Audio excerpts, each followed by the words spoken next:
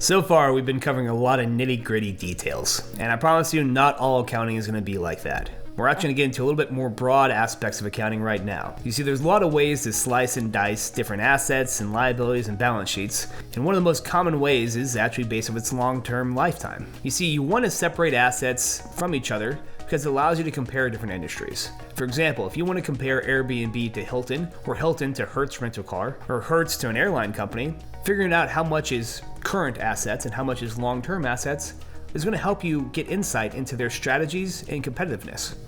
So, what's a current asset? A current asset is anything that has a life of less than 1 year. So cash, it can be used immediately. It really has infinite lifetime, but at the same time, it has no lifetime. It's a current asset. Accounts receivable, as long as you expect to get paid within a year, counts as a current asset. Inventory, if you're selling t-shirts and you expect to sell them within a year, then they become current assets as well. So long-term assets are anything that is more than 1 year in life.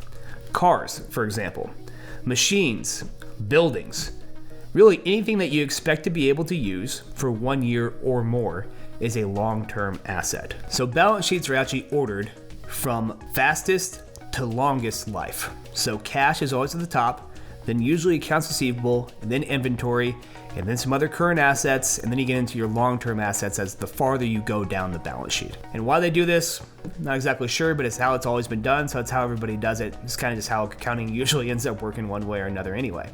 But anytime you read a balance sheet, understand that the very top is where it's going to be the current assets, and the bottom is going to be the long-term assets.